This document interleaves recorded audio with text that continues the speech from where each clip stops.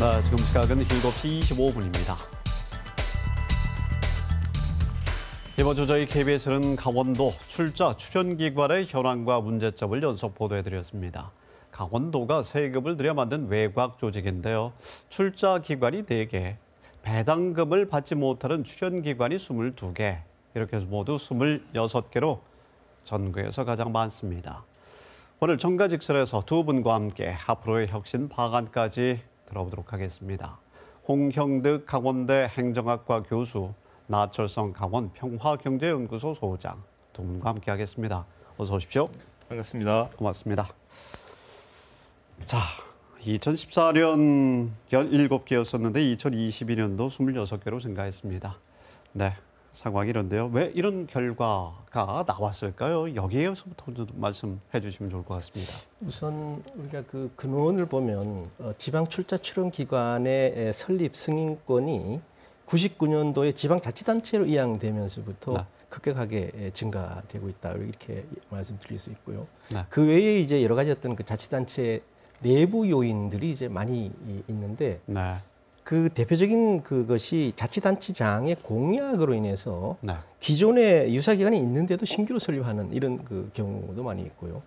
또 그 자치단체의 어떤 그런 그 기준 인건비의 어떤 그 제약에서 벗어날 수 있는 조직의 확대 수단으로서 이제 이런 기관들을 이제 설립하는 경우도 있고, 또 최근에 그 일자리 창출이었던 그 인위적인 일자리 창출이었던 그 수단으로 이런 기관을 설립하는 경우 등 굉장히 그 배경이 다양하다고 이렇게 볼 수가 있습니다. 네. 말씀하신 것처럼 이제 강원도는 다른 지역에 비해서 굉장히 많은 어떤 그런 거 출자 출연 기관들을 이제 최근에 많이 설립한 이런 지역으로 이제 알려져 있는데, 그 사실 단순 기관의 어떤 그런 숫자가 많다고 해서 문제가 되는 건 아니라고 생각을 합니다. 그래서 이런 기관들이 안고 있는 그 부실 경영이라든지 이 기관 간의 어떤 그런 기능 중복 문제, 또 과도한 어떤 그런 그 부채 문제, 이런 것들이 이 복합적으로 문제가 되고 있는 그런 그 상황이 아닌가 그렇게 생각을 하고 있습니다. 네, 내부적인 문제점을 우리가 더 주목해야 한다는 말씀이신데요. 나 소장님은 지금의 원인을 어떻게 보십니까? 교수님께서 말씀해 주셨지만은 이게 강원도의 출자 출연 기관이 아무튼 너무나 많다라고 하는 것들은 양쪽으로 문제 좀 지적을 해야 될 것 같습니다. 네. 인구 1000만이 넘는 서울 같은 경우에도 20개밖에 출자 출연 기관이 되지 않는데 인구 150만의 도시 강원도가 26개라고 하는 점들, 특히 2020년도에 무려 6개나 되는 이 출자 출연 기관이 설립이 되거든요. 아무리 순수하게 본다고 하더라도 정치적 목적이나 내용들을 살필 수밖에 없는 이러한 처지가 되고 있는데요.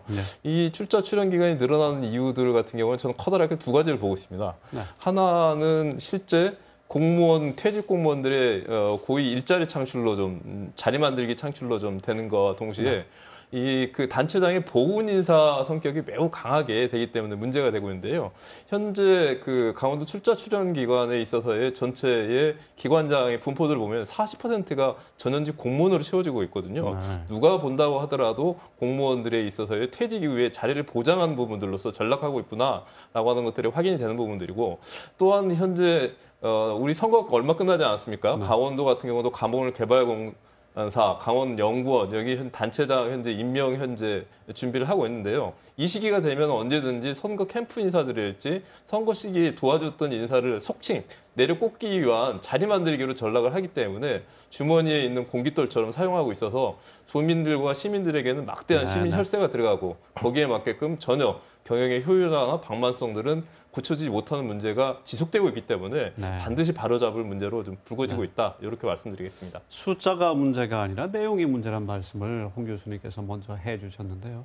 현재 그 필요성에 대해서는 어떻게, 출연 출자 기관의 근본적 필요성에 대해서는 어떻게 보십니까? 물론 필요한 부분도 많이 있다라고 하는데요. 저는 이제 강원도 현황에 대해서 주목을 보자고 한다면 필요한 부분도 있지만 지금 너무나 중복 기관들이 많이 있습니다. 대표적으로 보자고 한다면 강원 테크노파크랄지 강원경제진흥원 같은 경우에는 강원도 경제 중추를 위해서 만든 출자 출연 기관인데요. 이 기업들이 하는 걸 보면은 실질적으로 경영, 지원, 기술, 그다음에 마케팅, 홍보 대부분 다 중복이 되는 측면들이 있고, 특히 2020년도에 만들었던 일자리 재단 같은 경우에는 중복기관이 현재 4개나 존재했었거든요.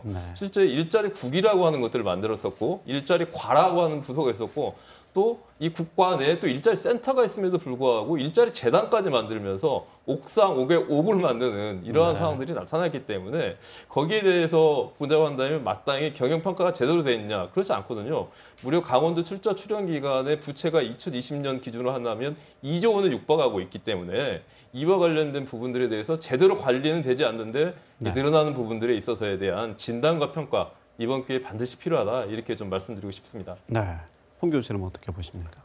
예, 뭐 말씀하신 것처럼 원래 그 출자 출연 기관의 취지는 이 자치단체가 재정 지원을 하고 민간의 어떤 그런 영역의 전문성과 창의력을 이제 활용을 해서 그 질 좋은 어떤 공공 서비스를 제공하기 위한 어떤 원래 취지가 이제 그렇습니다. 그래서 그런 목적으로 좋은 목적으로 이제 그 가지고 있지만 문제는 이들이 설립되자마자 이 특히 그 지방 출자 출연 기관 같은 경우에는 관리의 사각지대에 놓여져 있다는 겁니다. 여러 가지 어떤 제도적인 어떤 그런 한계도 있고 운용상의 어떤 그런 그 문제를 복합적으로 이제 가지고 있는데 이런 기관들이 우선 당장 설립 타당성에 대해서 명확한 어떤 그런 그 분석을 하지 않고 진행을 하기 때문에 금방 자본이 어떤 그런 그 잠식이 되는 이런 그 경우들도 이제 많이 보여지고 있고요.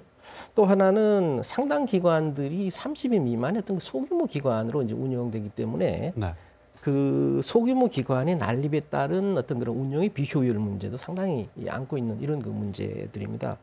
그리고 특히 이제 그 출연기관 직원들 같은 경우에는 비리에 대한 어떤 그런 그 규제나 어떤 규정 자체가 없는 이런 경우들도 있고 임직원 숫자도 사실 그렇게 제한이 없는 이런 기관들이 상당히 많이 있습니다. 그래서 이런 그 복합적인 그런 요인들이 어떤 그 이 문제로 이게 제기가 되고 이러한 그 상황적인 어떤 그 요인들이 단체장들이 어떤 그 출연기관의 어떤 그런 장이나 임원의 자리를 선거를 도와준 측근에게 배분할 수 있는 이런 이 환경인가, 안경이 아닌가 이렇게 저는 생각을 합니다. 네.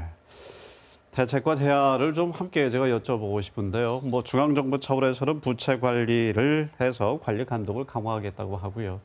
그렇지만은 지자체의 혁신안 마련이 더욱더 중요하지 않겠습니까?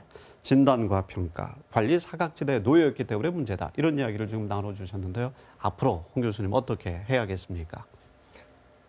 뭐 어떤 그런 그 여러 가지 복합적인 이런 그 문제이기 때문에 사실 하나의 어떤 그런 그 해결책이 있지는 않지만 중요한 거는 기관의 설립도 중요하지만은 사전에 이런 기관들이 설립되지 못하도록 하는 어떤 그런 그 장치가 필요하다고 생각을 하는데 그게 이제 그 지방 출자 출연 기관의 설립 기준을 강화를 해서 설립 타당성이 없는 기관이라든지 기관의 어떤 조직과 유사한 기관이나 이런 기관들이 사전에 설립되지 못하도록 예방하는 이런 그 장치들이 우선 먼저 필요하다고 보고요.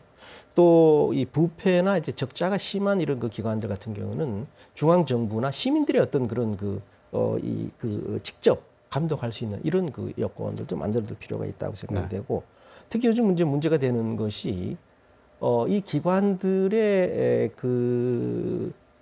대표자들이 그러니까 전문성이 없는 인물들이 기관을 맡음으로 인해 가지고 거기서부터 사실은 문제가 시작이 되는 거거든요. 그래서 이런 부분들은 이런 이 전문성이 없는 보훈성 인사의 어떤 그 출연기관장들의 관습을 이제 깨는 것이 필요하리라고 생각하고요. 그래서 어쨌든 그 전문성을 기반으로 해서 역량 있는 이런 이 기관장이 맡을 수 있도록 하는 이런 그 노력들이 필요하다고 생각됩니다.